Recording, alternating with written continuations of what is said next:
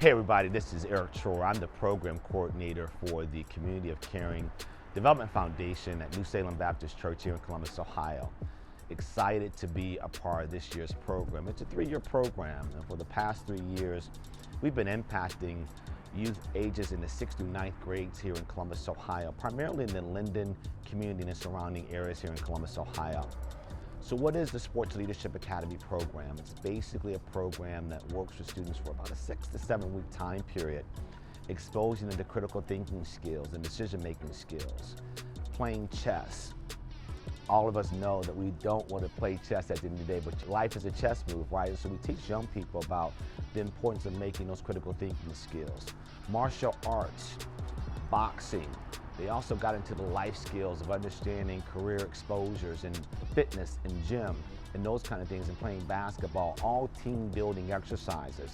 So we've had a fantastic series of doing these sessions for the past several weeks here, starting in June. Now we're wrapping up our program here in October. I'm Ernest LeVert Jr. I serve as the founding director of the Royal Oak Initiative, which is a nonprofit organization focusing on using the wisdom of chess to protect, heal, and build community by cultivating collective wellness, mindfulness, and critical thinking. So we use the game of chess to bring people together and to help them live their life a little bit better. Yeah, my name is Charles Tatum, karate instructor, and this is my associate, Otis Jones. We really tried our best to instill discipline in the young people and let them know, how important they were and how martial arts can play a major role in their lives, both now and in the future. And we look forward to being a part of this system, in the years to come, so that we can try to do the same thing for other young people. Hi, I'm Reverend Tobias, Houpe, and I'm the boxing coach here with the program. And it's been a great program. We had a great crew of coaches and trainers here. And I just think that overall, it's an opportunity to give back to these young folks coming up. I always say that it's in life your purpose to have one hand in front of you, where you're attached to someone else who has the experience, someone that's older, someone that has more knowledge, and you have another hand behind you where you pull up others behind you. You become the individual for inspiration and support, a person to give them wisdom, help set the foundation, and that becomes your legacy. I realized early on that life did have a purpose, and I did want that purpose in my life, because one of the reasons my parents moved from North Carolina to the state of Ohio was for my sisters and I to get a better education.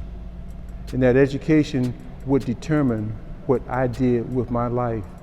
So I realized at that point, my attitude would have a great influence on the accomplishments that God had waiting for me in this life. So your attitude will determine your altitude. That's why we say, be great. If you have a choice, be outstanding. If you have a choice, do it the best you can, because it's your life. It's your responsibility. Proper preparation prevents poor performance. Be prepared for your life and to step up and be the person the Creator wanted you to be. And as I said in a little dissertation I did up there, Eric is the poster child for every energy drink ever made. The guy just doesn't stop. He can't sit down. Looking at him right now, he can't sit down. He's not sitting down eating, he walks and eats. But he cares about the kids, he cares about the program, he cares about everybody that works in the program. Him bringing in what he brought to the program this year is just immeasurable. He's been very good with these kids. And what we don't get to see in the Sports Leadership Academy is Tuesday through Friday, we bring 16-year-olds to 30-year-olds together for open gym basketball every Tuesday through Friday. And what we like to think is we're keeping them off the streets for a couple hours. At the end of the day, we also had 3 career development exploratory trips that we had with the young people.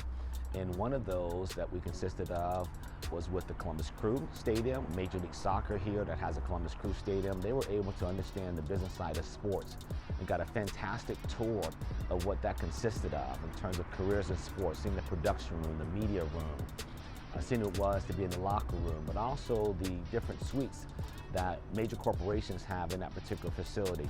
So many of our young people don't see the business side of sports rather than being a player.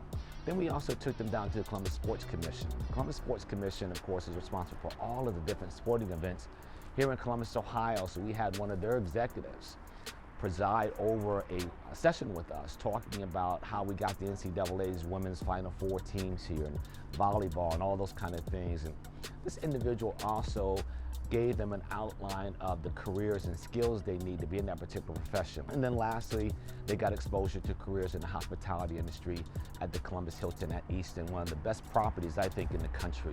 And so they were able to interact with management here at the Columbus Hilton in terms of looking at those kind of careers and strength and leadership opportunities they need to have to be a general manager at a property of this caliber. And so at the end of the day, what are they going to walk away with?